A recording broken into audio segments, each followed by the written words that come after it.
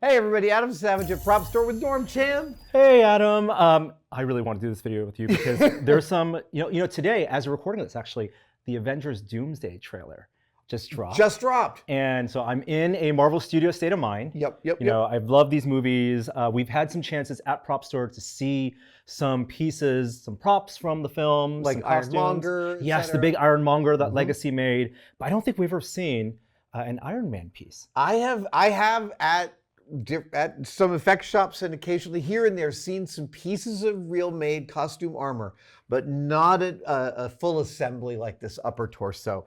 Yeah. Forgive me, I don't know my Iron Man armors. Which one is this? This is Mark 46. Mark 46. And it appears in Captain America Civil War.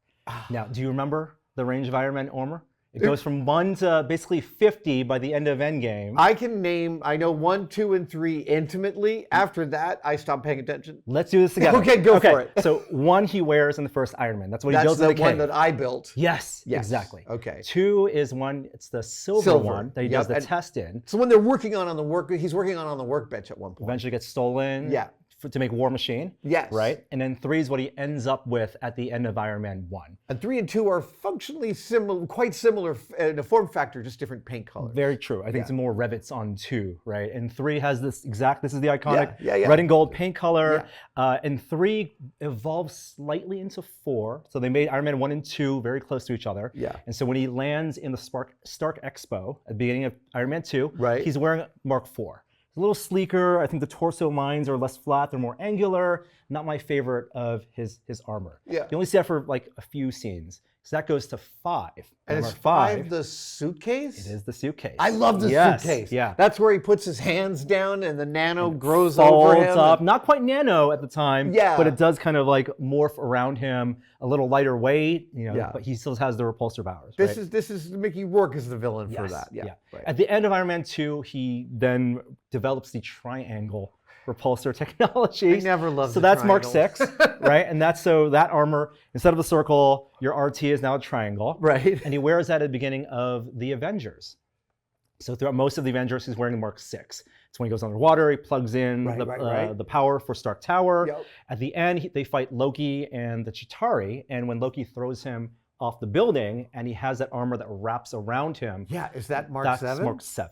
And Mark 7 is a little bulkier. Like he's fighting the Chitauri. It's more armaments. He has more missiles. 6 has the laser beam he uses, right? That cuts through the helicarrier blade. Right. 7. Now between 8 and 41, we don't care about those. Why there's not? A time jump because you don't see any of them. Well, you see them as at the end, at the big party at the end of Iron Man 3. Right. Igor and stuff like that, Centurion. But what you get at the beginning of Iron Man 3 is Mark 42. That's the modular one. Right. The parts that come to him, right? That fly to him. The prodigal son returns. Yeah. That's 42. 43 is what he wears at the beginning of Age of Ultron. Okay. So, the battle at long last, finally over. That evolves to 44, which is Hulkbuster. I love Hulkbuster. Armor within an armor, right? He's you wearing have a 6-scale 43. Hulkbuster at home. I'm so jealous of that figure. Yeah. And then 44 is what he wears, and he'll fight Age of Ultron at the end. That's one of my least favorite ones. It's a little too sleek, basically all CG. He's not wearing something like this. Right. It's just CG robots fighting CG robots. And from what I understand, Downey was not particularly keen on wearing large portions of the costume anyway. You see, like he wore the full costume Legacy made for Mark 3 at being Iron Man 1. Yeah. And then the moment he goes and sits in the donut, right, when Winston Jackson goes to him in Iron Man 2, it's all tracking dots at that point, right? You have something like this, but tracking dots. Totally, if you can do it. Yeah. So Captain America Civil War. Right? This is Civil War. This is Civil War, and that's where he wears Mark 46. 46 and 47 are fundamentally the same design, kind of a new paint scheme. 47 is what he wears in Spider-Man Homecoming. It's all silver on the bottom. So this could pass as a 47. Yeah. Exactly. And what I like about this is, short of what you see in Infinity War, when it's the nano armor, this is like the last of his mechanical armor designs. Right. So is this what he's wearing when he's doing the back and forth, when Bucky and Cap are tag teaming him with the shield in their fists? Yeah, because earlier on, when when Bucky's breaks out, he just has that one repulsor that he puts in, right? The block, I love that bit. That's great, right? But there's a lot of scenes, and you can kind of see, I bet the design of this, you see these lights. So you have the repulsor RT light. We have these like accent lights. Which along the sleeve, which are really neat. And I bet it was designed that way because he's confronting Cap and Bucky in the silo where they find the Winter Soldiers. It's like a silhouette. And you need the little pops of light in there. Right. I bet that informed these. And what's cool in the manufacturing, because this is mostly foam, right? This is a stunt That's piece of the thing that's really cool, is that it is incredibly flexible. You can feel how much this moves on the actor, allows them to not get pinch armor bites, and yet still look solid as a rock, even right here. Notice that these slivers of light, it's acrylic, but it's the rough side of the acrylic. Yes. It's just 1/8 inch acrylic. It's not like they cut it on a right? table They saw. cut, that's it, right? And that's the width of all these little lights, and they're just slotted in. That's a really good look too. And then getting to see the details up close is really spectacular, because I've totally overwrought my paint jobs for stuff like this up close.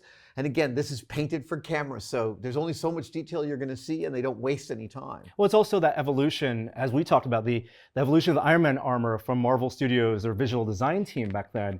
The concept art, you can see like how much, and it's a debate among fans, like how much panel lining do you want in Iron Man armor? You know, what's going to make the screen? And what I love just in the design is you see like what he wears at the end of Endgame has a lot of the same panel lining. Exactly, with mechanics showing underneath. Exactly, like the silver is showing underneath, and it has these not quite 45-degree angles. You're right. But these kind of curved, but still very mechanical. And it has a real lineage to the suit he wears in Endgame. You're right. Yeah.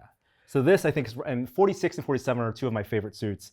And they're like his last mechanical suits. Yeah. And so this is great. It's a great fight at the end against Cap and Bucky. And yeah, I don't know if if Robert Downey Jr. wore this. It's one of my favorite fights, him and Bucky and Cap. And it's also really beautiful to see how powerfully this costume sits, just sitting on a mannequin, right? Yeah. The shoulders are slightly back, the chest is puffed out.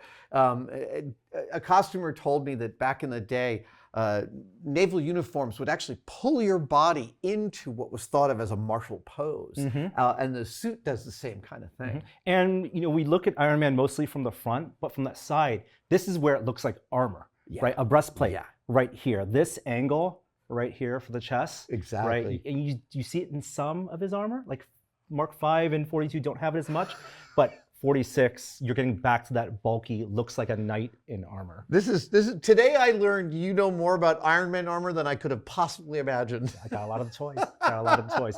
There's one more piece. There is one more piece. I'm going to carry it over here. This is just something I never thought I would see in person, which is a Captain America belt. Yeah. So this is Avengers costume. This is not first Avenger. This is after Avengers, and you can tell by just this design here is a more modern era. This is like the Coulson design suit, the Stars and Stripes suit he wears at the end of the film, which I love because it gets dirtied up when the mask comes off. So awesome. There's that slow motion shot where Thor's like catching Mjolnir and Cap is catching the shield. Like that's my favorite shot of him wearing this suit. And in the concept art, in the toys, I never get to see the dimensionality of these like clasps or something, right? This is all custom. It's all custom. Every last bit of it made by the costume cutting department, probably collaborating with the prop room for pieces, I would gather. This is all cast in white metal. This all looks completely custom for this buckle. Yeah, it's so funny. It's like you need a belt like this for the silhouette of a superhero. It wouldn't look right. But what is it, right? It's a chapstick. And does it need to be blue? Like Band-Aids? Yeah.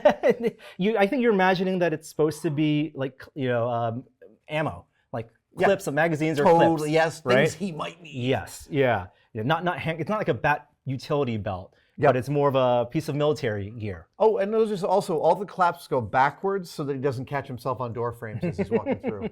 That's very handy. Look, I mean, getting to see costume pieces like this up close is just always a testament to the incredible world building of the art departments. And how much custom had to be, how much had to be made custom? Yeah. Because they could have went with off the shelf fabric and Fedora, but this is custom screen printed. Yeah, also 100% on here. And it doesn't need like an Avengers logo all over it. No, you immediately know this is Cat without there being some big A on it. Yeah. That's great. Very cool. Dude, the auction is upcoming end of August. Yes, Prop Store is holding their auction August 26th to 29th. These are in it, and we have a bunch of other videos. Of course, we have a bunch of other videos. There's some really amazing pieces in this auction. I'm so delighted we got to touch these. As you notice, I couldn't stop fondling this the whole time. I wish I could put this on. After the video. That's not actually going to happen. Thank you for watching the whole video. If you enjoyed it, you might also enjoy this one.